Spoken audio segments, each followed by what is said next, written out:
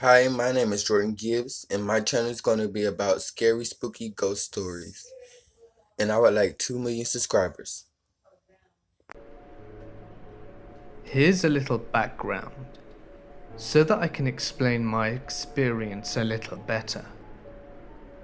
When I was younger, I had a great grandmother that used to babysit my cousin and I. This woman was evil. She was so horrible to me. She used to tell me how fat I was, and when I got hurt, she would never comfort me. However, there was one cousin that my great-grandma absolutely loved. She never hid the fact that my cousin Jean was her favorite. I can remember when my great-grandmother passed, I never cried once. My cousin Jean, on the other hand, was a mess. 20 years in the future, I headed up to visit my cousin Jean. I arrived at her apartment and unpacked my things in her room. I looked at the photos on her dresser, and there was a picture of my great-grandmother. I have to admit, I looked right at it and gave a snarl. After all those years, I still have bad feelings towards this woman. My stay was awesome, and the last night there, I got up from my sleep to use the bathroom. All the lights were off, except for a couple of night lights lighting the way to the bathroom. When I got to the bathroom, I didn't want to turn on the light, in fear of waking up my cousin. As I'm sitting on the toilet finishing up, I had the sense that there was something in the hallway watching me. I didn't see it, but in my mind's eye, I could see this creature hunched over on all fours. It's hard to explain, but I could tell that it was female. It just stood there staring at me. I had a sense of total fear. I flushed the toilet and washed my hands and ran down the hallway to my blow-up mattress and got under the covers and closed my eyes. As I lay there, praying I would fall back asleep, I felt the corner of the blow-up mattress slowly move down. It was as if something was kneeling on it. All of a sudden, something grabs my arm, and I feel a surge of electricity shoot through my body. I was completely paralyzed. I squeezed my eyes shut and prayed for it to go away until I finally slept. I woke up super early that morning and decided to head home. I was so traumatized by the experience. I just wanted to get away from the apartment. I finally got home and called my cousin to let her know that I'd made it safe, and asked her if she ever had any paranormal activity in the house. And she told me that she'd never experienced anything, that she's always felt quite at peace in her home. I feel in my heart it was my great-grandmother making a special guest appearance. It was payback for snarling at her picture. A year later, I went back to visit my cousin. She'd bought a new place, and my mother and I wanted to visit and stay there. My mother and I unpacked and got comfortable in the room. After I sat down, I was looking around the room, and I spot the same picture of my great-grandmother. Instinctively, I snarled at it. You know, you'd think I'd learned my lesson from the first time, but I really didn't like that woman. The snarl really came out of habit. The next day, my cousin, my mother and I go shopping. We were gone for half the day, arriving at my cousin's house. When we were all walking through the front door, my cousin was the first to enter, followed by my mother and then me. When I shut the door behind me, the couch pillow went flying off the couch. My mother turned to me wide-eyed, mouth open. I shook my head and actually laughed. I knew it was my great-grandmother. letting us know that she was still there, and she was still unimpressed. High school for me was extremely bad. It would have been fine if it were just slight name calling, or just being pushed around every so often, but it was a whole lot worse than that. Here is a little bit of background about my school.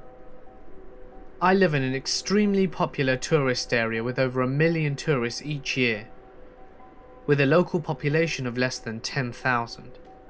My high school was considered outside the city limits and was considered a country school. The reason for this being that local business owners who didn't even live in the same state had to push back city limits to avoid the city taxes. And because it was considered a county high school, it lacked funding, with way too many students.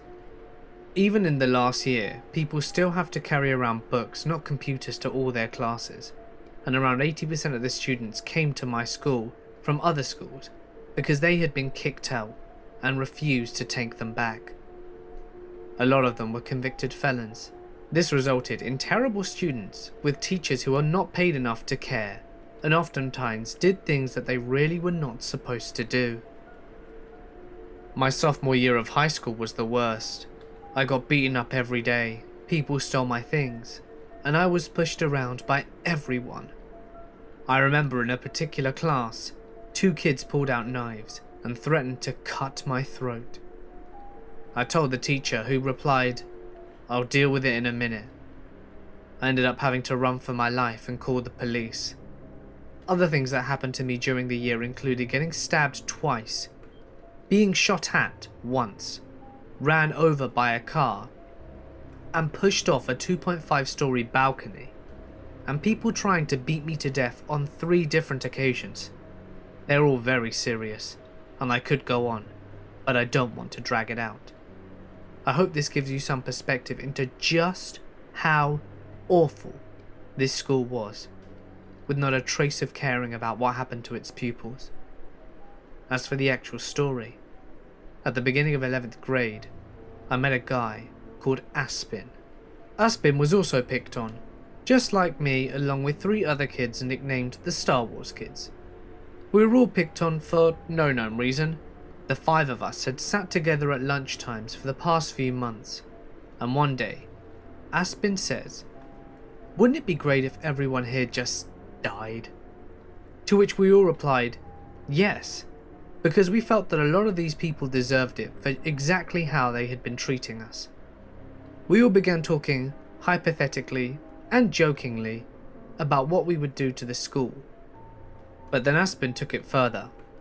He said he wanted to do a school shooting. We started off by making a list of people we wanted to keep alive, and then Aspin tells us that his father was an avid gun collector, and he had literally hundreds of guns at his disposal, all with ammunition. This started off as a joke, but escalated very quickly. The plan at first was to pull the fire alarm and wait till everybody went outside and then open fire. But we realized that there would be no way of saving the people on the list. After a long time planning, we discovered that we could quite easily lock all the doors from the outside within about 5 minutes, and this meant that it would keep the police out whilst we did what needed to be done, setting free the good kids, killing everyone, and setting fire to the school. We had everything all set to go, but at the time there had been a lot of school shootings happening, and the school decided to add automatically locking doors to all the doors just in case there was a lockdown.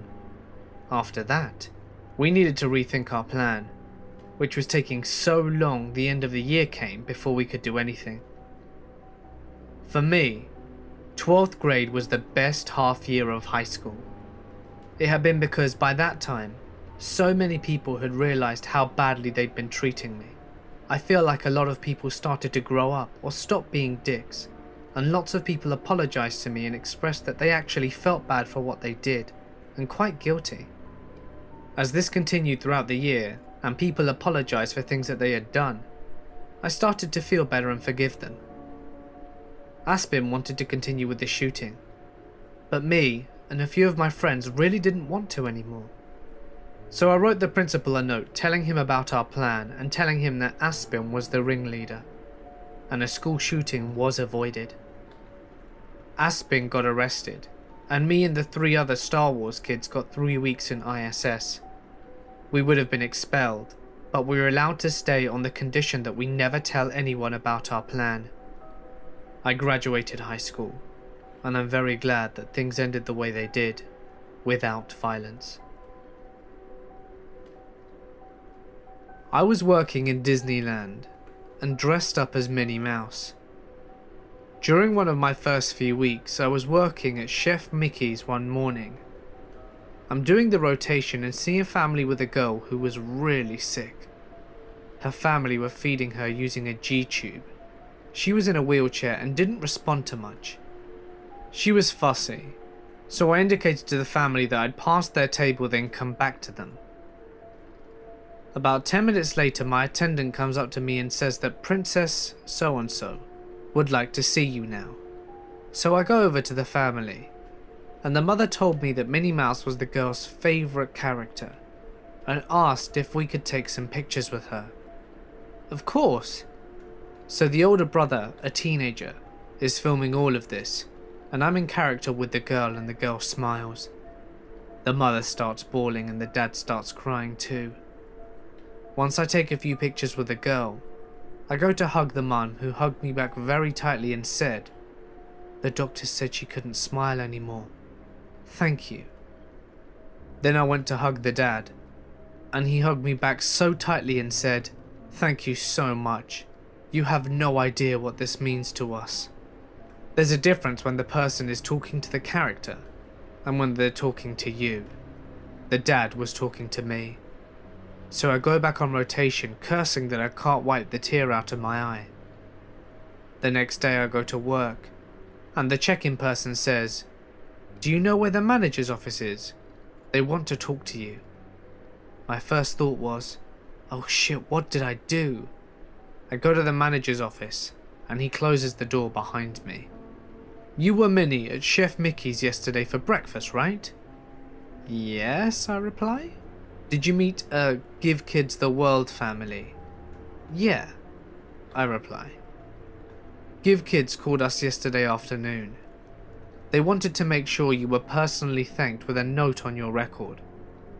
Why? The girl had an inoperable brain tumor. It was affecting a lot of her motor function, and her family's wish for her was to meet Minnie Mouse. Yesterday afternoon, whilst they were in the park, they noticed she was getting sleepy, so they went back to their room so that she could take a nap. I'm sorry to tell you this, but she never woke up. She held on long enough just to meet Minnie, and you made that happen." I was offered to speak to a grief counsellor but declined. It's really heavy to know that a child was so close to death, and that they hung on just to meet their favourite character. And to know that you were the reason they felt that they could depart. So yeah, whenever I was having a bad day at work, I would think about this girl and her family, and say to myself, this is why you do this, because of people like her. Thank you guys for watching, and don't forget to subscribe for more videos.